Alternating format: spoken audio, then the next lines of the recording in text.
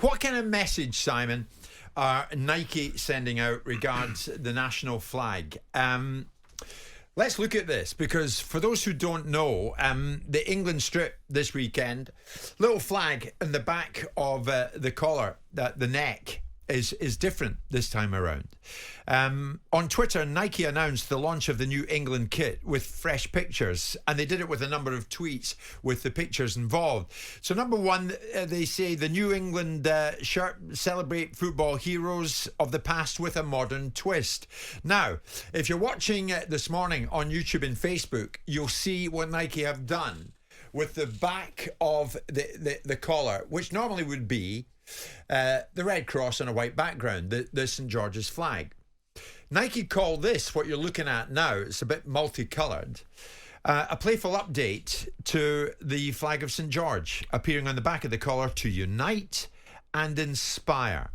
And then they say the graphic side panels on the away kit pay homage to forward-thinking fashionistas. So they've gone all out to change this thing. Simon, you've seen it. We're joined here this morning by the former FA Managing Director, Adrian Bevington. Adrian, good morning to you. Morning, Jim. Morning, Simon. Morning, Adrian. Adrian, thanks so much for joining us. Before you say your bit, Adrian, about maybe FA policy on something like this from the past, what's your take on this, Simon? What do you think of what Nike have done to your St. George's flag? I don't understand why we need a playful interpretation of our national flag. I don't want to get into the hysteria and hyperbole that some other people are talking about, but I don't quite understand what we're trying to achieve here. It's part of our national identity. You know, you have the flag of St. Andrews, you have the flag of St. David's, and you have the flag of St. Patrick's in various other parts of the home nations. I don't quite understand why Nike, and I would suggest under the FA's brief, feel that we need to have a playful interpretation of our national identity. Are we somewhat embarrassed by it? Is it not part of our heritage? Do we not believe in its value set? Yes, there are a few people that have adapted it in a way that isn't particularly palatable. But I look at this and say, I don't quite understand why we would want to do this and why we feel the necessity to do it and what it actually represents, well, Adrian, and what the values of it are. Would the FA, if you can wear your FA hat for a moment, would they have given the nod to Nike to do this? Yeah, they have to, because look, I put my FA hat away a long time ago, but it's sort of still in the background forever. And we would always have the kit supplier come and present what they were planning to do, and there'd be different conversations that would take place. Generally, with the commercial people, it would then get put in front of the team manager, often historically, and then what I did when I got involved at the more senior level, I just brought the whole sort of management structure around it, you know, from the chief exec, the chairperson, commercial team, and the football people, and said, right, Nike, Umbro, as it was previously, come in, present, and then we'll have an open discussion about it before we sign it off. And I don't know the exact process now, but I can't believe this has been approved without sign off of at least the commercial director and the chief executive of the organisation.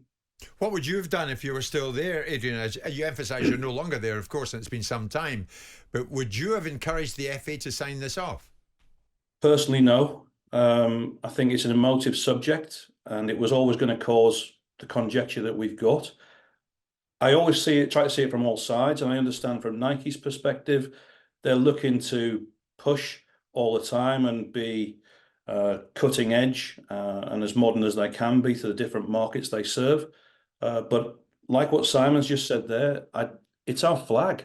You know, when the games take place, particularly during the tournament, you'll see the stadium absolutely swamped with the cross of St. George hanging everywhere. It's a national identity, and I just don't really think it needs to be changed. And it's going to upset a lot of people because people do feel passionate about this. I mean, Adrian's saying a lot of people will be upset, but it's just not just patriotism gone overboard. No. I mean, you have to have... The problem with this country at times is the policy of appeasement and no central values. And that's why we have so many of the challenges we have in societal issues. And the reality is we have a national identity. And part of that is the flag of St. George's. It's not me getting carried away and being offended on behalf of it. But the bottom line is it a joke? Is our national identity a joke? Is it something that we're ashamed of? Is it something like people like Nike that allow biological males to wear sports bras to promote it to young kids in this day and age where sexuality and gender are becoming an ideological battle, are preposterously allowed to do these sort of things. And I don't understand the thinking behind it. Okay, it's great that you've got people like Emily Thornberry running around ridiculing the St George's flag and telling it it's the ideal of little white van men, which I think was an appalling thing for her to have done. But this has to be pride and value in the principles of this country. And if you're going to imitate the St George's Cross by turning it into something that it's not, what is that underlying message? What's the point of it? Well, Danny, what does it represent? To unite and to show respect? What an utter load of rubbish. Adrian, many listeners getting in touch. Here's one, Danny. It's absolutely disgusting they've changed our national flag on the shirt. All other Nike shirts have left the flags and colours alone, so why have they done it with England? There's Ryan, though, Adrian, saying, Simon says in one breath he is not a little Englander. Then he gets offended like a snowflake because of the flag in another. He says, I'm English, I couldn't care less about this. I mean, what way do you think fans will think, Adrian? Because if anybody knows England fans, you do. I think we've all got an opinion as an individual. Where anyone who's English is entitled to a view on it, and there's going to be a mixed opinion.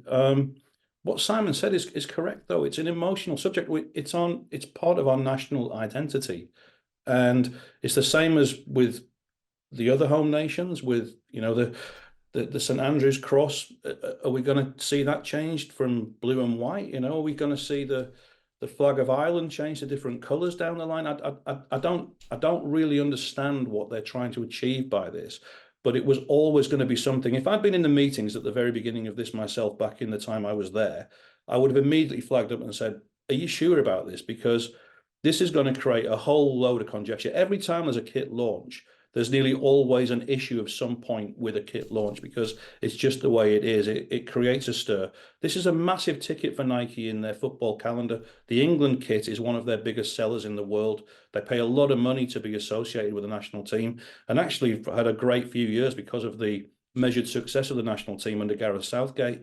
So, it may end up selling more kits for them. Who knows? Commercially, it might drive it with the conjecture it's created. But certainly from my point of view, I just would have cancelled against it. And if I'd been in a position to sign off or not, I wouldn't have signed that off personally. Barry in Hertfordshire is saying, I bet they wouldn't do that with the USA flag, so why the England flag? Mark is saying the England strip should have been left alone. This is quite shocking.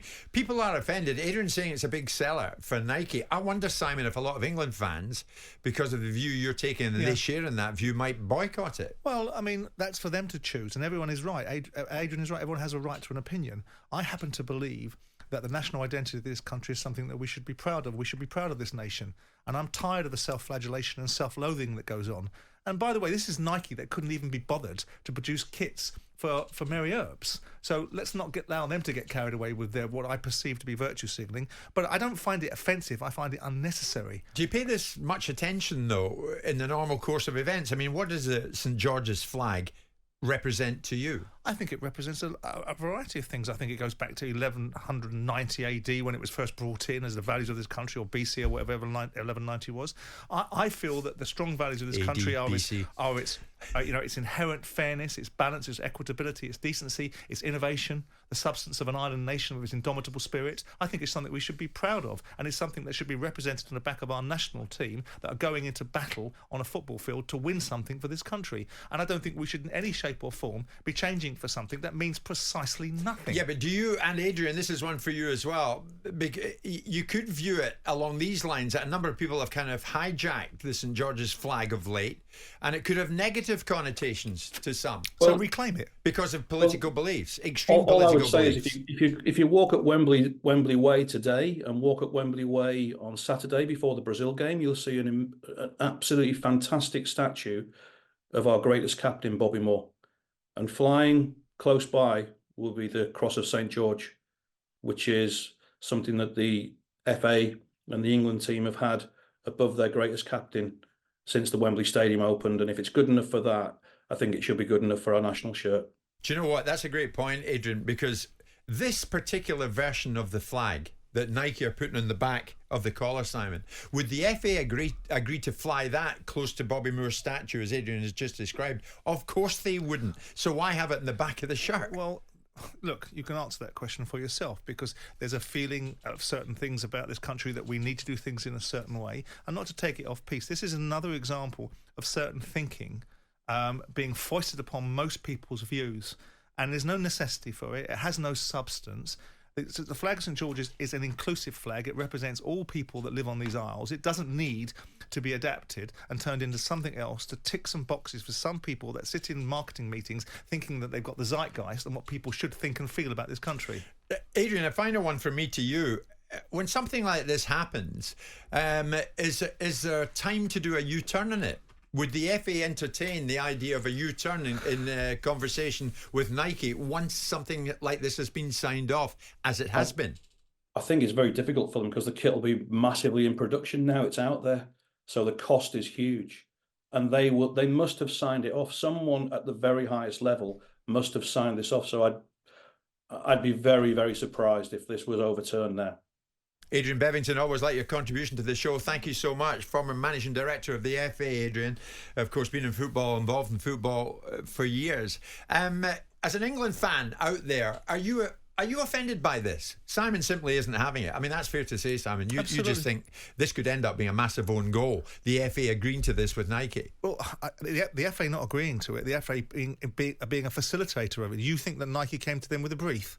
Guaranteed the FA went to them saying, this is what we'd quite like to represent, and we think it's time, and the society that we're living in should have this on the back of an England shirt, and we should degrade the national identity because somehow a few people have made it associated with a few toxic ideals. But rather than reclaim it and have some pride in it, what we'll do is we'll put up a meaningless cross that represents nothing to nobody because somehow or another this concurs with our value set about what we think our society should represent. Well, instead of just the traditional red cross, this flag has some navy blue in it, light blue in it, and pink, replacing the horizontal line of the traditional red cross. Is this an agenda-driven change that you personally object to? Jason in Wolverhampton very much objects to it. This is an utter disgrace and it's disrespectful. I normally buy 5 England shirts for myself and the kids. I will not be buying this one. It is a total lack of respect. Do you agree with Jason or do you agree with Ryan? Couldn't care less about it. An England shirt's an England shirt. Jim White and Simon Jordan.